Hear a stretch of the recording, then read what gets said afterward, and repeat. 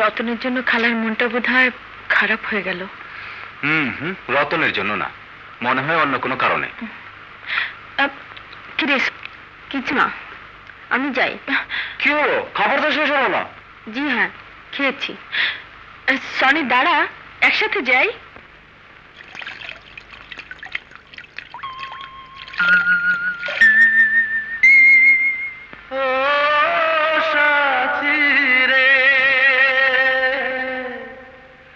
সত্য সূরজ, সত্য চন্দ্র, সত্য দিবস রাতি,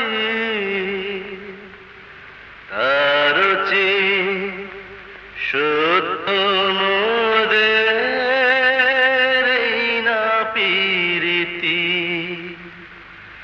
আমার মরণ যেন হয় রে বন্ধু তোরি আঁচলে,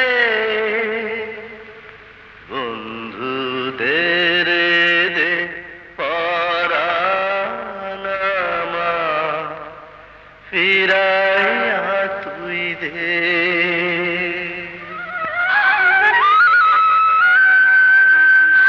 এবার সংসারী হও, বিয়ে করো।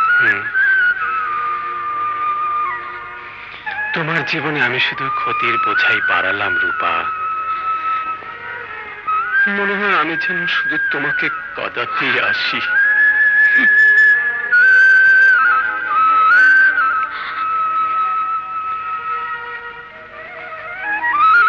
কাল আবার শহরে ফিরে যাব, কে জানে আর কোনো দিন দেখা হবে কিনা।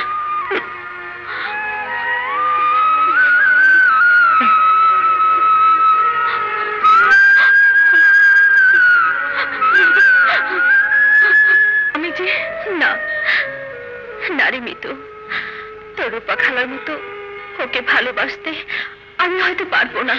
সনি, আমার কষ্ট হবে, তবু সারা জীবন প্রার্থনা করব তোর রূপা খালা যেন ওকে নিয়ে সুখে থাকে, শান্তিতে থাকে। নিজে তো কেলেঙ্কারি করে বাড়ি ছেড়েছিলে, এখন আমার মেয়ে সর্বনাশ করার চেষ্টা করছো।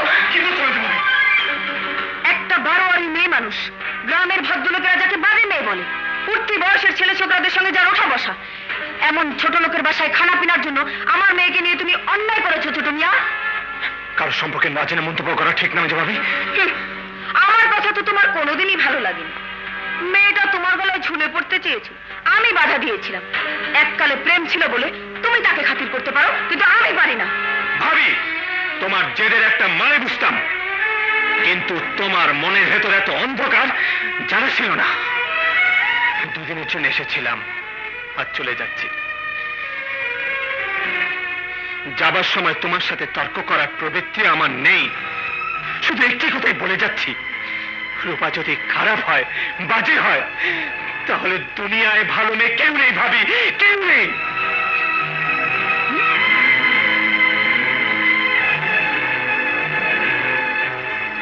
মিতু, যাও, ঘরে যাও, আর কোনোদিন ওই ছোট লোক বাজে মেয়েটার সঙ্গে মিশবে না। যাও।